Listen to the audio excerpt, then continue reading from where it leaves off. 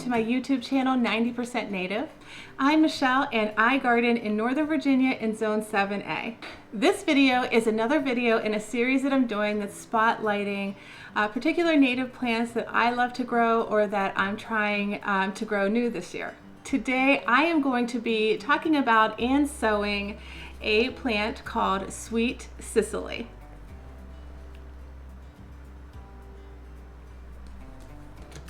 If you are looking up Sweet Cicely on the internet, just make sure that you are looking up the correct Sweet Cicely. The botanical name for the native Sweet Cicely is Osmorhiza claytonii, and hopefully I pronounced that correctly. So there's another plant that's native to Europe and Asia that's also referred to as Sweet Cicely, but it is not the native here in America.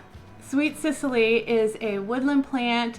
It likes shade to part shade. It likes moist soil. And it is going to get about 2 feet tall. And then the flower stalks, those will add about another foot. So a total of 3.5 feet tall. The bloom time for Sweet Cicely is May and June. And the plant blooms with clusters of white flowers. Sweet Cicely does require 60 days of cold, moist stratification. So that's where you have to put seeds in an environment where they can freeze and defrost and freeze and defrost. And after a certain number or after a certain period of time, that signals to the seed that it can break its dormancy and germinate. So Sweet Cicely will need 60 days cold stratification. Typically, I would have done this in November or December. I have a couple plots that I actually did do in November outside. I had one extra packet of seed and I wanted to go ahead and give it a try. I think we should have about 60 more days for the seeds to cold stratify before our last frost date. This plant is the host plant to the black swallowtail butterfly. And a host plant is a plant that a specific butterfly will lay their eggs on, because when that egg hatches and the caterpillar comes out, the caterpillar can only eat that plant. And so for the black swallowtail, you have a lot of the plants in the carrot family that is a host for the black swallowtail.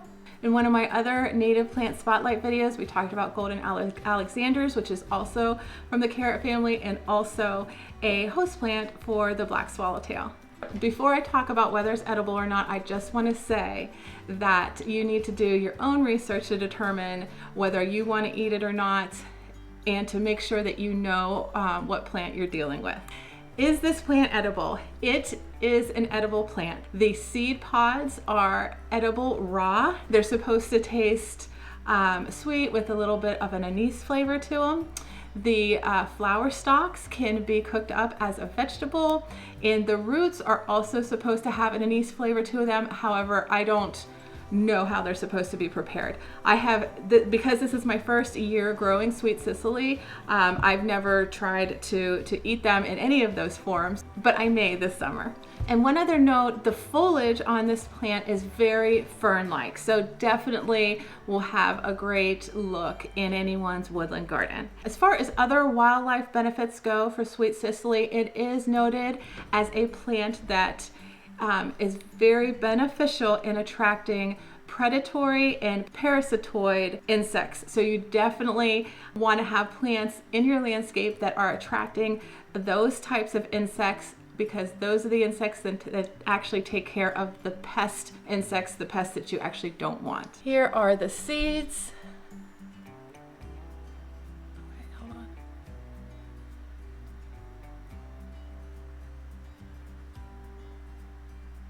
Okay, so I had actually recorded this earlier and had planted up the seeds. So they're already here, already in the pot. So the next step for me is I am just going to put a little bit of just a very thin layer of soil over top. Like with native plants, sometimes you really don't even need to cover them, just push them into the soil. But I'm just going to put a thin layer of soil over here. Okay, and then I am going to cover that soil with vermiculite. I use vermiculite to keep in the moisture. Not only do I cover seed flats and seed trays with vermiculite. It's also part of my homemade potting mix, which I can link to. And then finally, we're gonna give this guy a little bit of water. This is a coffee canister, and I just put some holes in the top. This is so that I can water this without displacing everything, you know, when you just have that one spout. This is not exactly, you know, the best in the world, but it does the job. Oh, one last note about Sweet Cicely as I am getting the tag ready is that I read that this plant is difficult to germinate. Like it specifically said, the website, I think it was wildflower.org, the Lady Johnson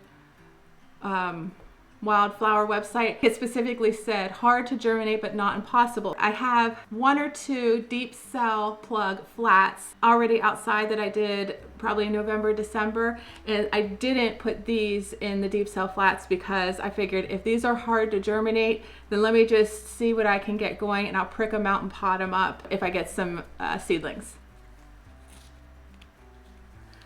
Okay, so now I am going to head outside. I'm gonna let this, I'm gonna put this in a flood tray that's full of water, and then I'll just put it outside my garage once I feel like everything has been thoroughly soaked through. Thank you so much for joining me in this video where I did a spotlight on Sweet Cicely or Osmorhiza claytonii. If this content appeals to you, please consider liking or subscribing or sharing with your gardening friends. Thank you so much for joining me, and I will see you again next time.